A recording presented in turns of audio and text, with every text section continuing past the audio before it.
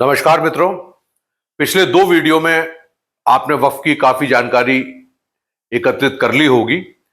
इस वीडियो में हम 2014 के वीडियो के रिफॉर्म्स के बारे में जानेंगे। इवैक्यूई प्रॉपर्टी एक्ट आया। सेक्शन L1 सबसे विवादित है, वक्फ बाय यूजर। इंदिरा गांधी ने स्टेट गवर्नमेंट को वक्फ प्रॉपर्टी की प्रोडक्शन और मैनेजमेंट के लिए एक लेटर भेजा। मुस्लिम बोर्ड्स को खुश करने के लिए 1995 में एक फास्ट ट्रैक कोर्ट बना दी। जितने भी इस्लामी मुल्क हैं, वक्फ की जो भी भूमि है वो गवर्नमेंट कंट्रोल है और गवर्नमेंट ही देखती है। 2025 में जस्टिस सच्चर ने एक कमेटी बनाई। 2006 में उन्होंने वक्फ बोर्ड में खामियों की रिपोर्ट पेश करी। उस समय वक्फ बोर्ड के पास 4,90,000 रजिस्टर्ड प्रॉपर्टी थी और इससे कहीं ज्यादा अनरजिस्टर्ड प्रॉपर्टी थी।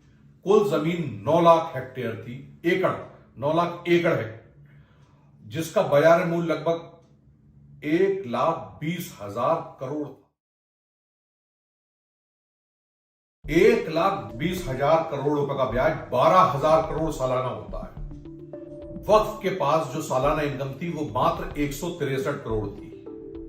अब बताइए 11,800 करोड़ रुपया कहां जा रहा था? ये वक्फ के मेंबर, मुतवल्ली, दीवान, काजी सबकी जेबों में जा रहा था और उन लोगों के फायदे में जा रहा था जो ये लैंड ले रहे थे और उस पर फायदे कमा रहे थे। बोर्ड में भ्रष्टाचार के कारण पॉलिटिशियंस और लैंड माफियाज के मजे आ रहे थे। उन्हें कम कीमत पर प्रॉपर्टीज लीज पर दी जा रही थी, बदले में मुतवल्लियों को मोटी रकम मिल रही थी। किसी को भी इस बात की परवाह नहीं थी। गरीब लोगों का बेटरमेंट कैसे हो, उनके लिए ना कोई चैरिटी हो रही थी, ना कोई अस्पताल खोला जा रहा था, ना कोई स्कूल खोला जा रहा था, बल्कि सारे मेंबरान अपनी जेबें भर रहे थे और अमीर बन रहे थे। तो कोई ट्रांसपेरेंसी नहीं थी, कोई अकाउंटेबिलिटी नहीं थी। पश्चिम बंगाल में सबसे ज्यादा वक्फ संपत्ति है और बंगाली मुसलमान सबसे खराब स्थिति में है। गरीब मुसलमानों को वक्फ से कोई फायदा नहीं मिल रहा। मेरठ के मुतवल्ली अब्दुल समद रिश्वत लेकर वक्फ की संपत्ति बेचते हुए पकड़े गए।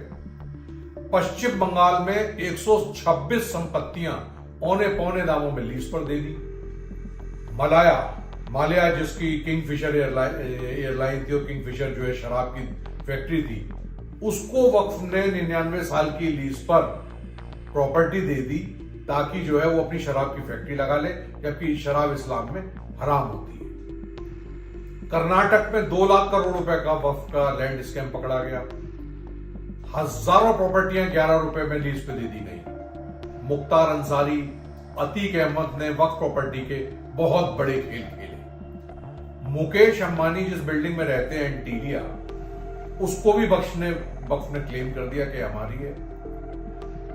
संसद, high court, Jawaharlal Nehru stadium, जिन्हें कितनी government properties, Dwarka city, Tamil Nadu में कई विलेज वक्फ की संपत्ति ने क्लेम कर दी है।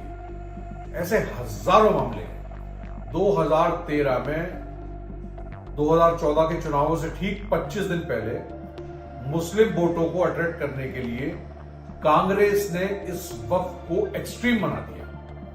इसके तहत दिल्ली लुटियंस की 213 वीवीआईपी प्रॉपर्टीज वक्फ को सौंप दी। अब वक्फ बोर्ड इंडिया में 3rd नंबर का प्रॉपर्टी ओनर बन चुका है। 2018 में डिफेंस ने एक सर्वे दिया वक्फ के ऊपर और यह बताया कि कट्टरपंथी इस्लामी एक्सट्रीमिस्ट को भी वक्फ फंड कर रहा था। उत्तराखंड के चेयरमैन जो वक्फ के हैं, शादाब शम्स ने यहां इसमें प्राप्त भ्रष्टाचार की पुष्टि करी और आवाज को बहुत बोल्डली उठाया। अगर सरकार वक्फ पर नियंत्रण कर लेगी तो सदस्यों का भ्रष्टाचार खत्म हो जाएगा, उनकी काली कमाई बंद हो जाएगी और गरीब समुदाय को फायदा होगा। इन सब सूरत हाल में इस बिल को अमेंडमेंट करने की आवश्यकता महसूस हुई।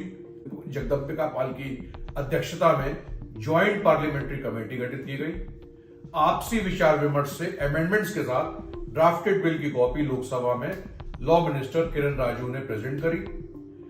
डिटेल डिस्कशन के बाद 288 मतों से ये पहले लोकसभा में और 125 मतों से ये विधेयक राज्यसभा में पारित होकर कानून बन गया। इस कानून में कुछ प्रावधानों में बदलाव करा गया, कुछ नए जोड़े गए, थोड़े से पुरानों में बदलाव करा गया।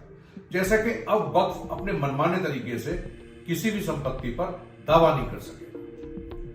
दूसरा, विवाद की स्थिति में अदालत में चुनौती दी जा सकेगी। अब वक्फ को संपत्ति दान करने वाला व्यक्ति कम से कम 5 वर्ष से मुस्लिम होना चाहिए।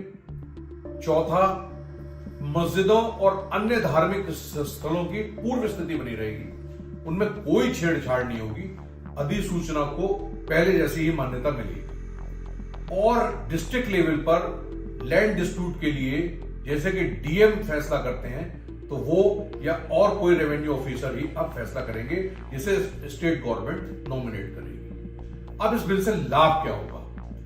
इस बिल से सबसे बड़ा लाभ तो ये होगा, ट्रांसपेरेंसी आने के बाद, अकाउंटेबिलिटी आने के बाद, जो इसका मूल मकसद था कि जो हमको माइनॉरिटीज के वीकर सेक्शन की हेल्प करनी है, उनको प्रॉपरली हेल्प पहुंच पाएगी। दूसरा उद्देश्य है कि वक्फ की प्रॉपर्टी, उसके अधिकारों की सुरक्षा होगी, उसका प्रबंधन सुव्यवस्थित होगा, संपत्ति के दावों के विवाद निपटेंगे। सितंबर 2024 के आंकड़ों के अनुसार 25 राज्य केंद्र शासित प्रदेशों के वक्फ बोर्डों में कुल 5,973 सरकारी प्रॉपर्टी को वक्फ संपत्ति घोषित किया गया है। ये सारे डिस्प्यूट सेटल करे जाएंगे। तीसरा, मुस्लिम महिलाओं को कानूनी उत्तराधिकारियों के अधिकार मिलेंगे। विधेयक का उद्देश्य है कि उनको फाइनेंशियल हेल्प देना, खासतौर पर विधवा महिलाओं को, तलाकशुदा महिलाओं को, उनकी आर्थिक और सामाजिक स्थिति का सुधार करना। वक्फ प्रबंधन में, मैनेजमेंट में ट्रांसपेरेंसी लाना, ताकि इसके अकाउंट्स का डिजिटलीकरण करना, कंप्यूटरीकृत करना, ताकि किसी भी तरीके की बेईमानी या करप्शन ना हो पाए। और गरीब परिवारों को कानूनी और सामाजिक सहायता देना, उनके कल्याण के बारे में काम करना।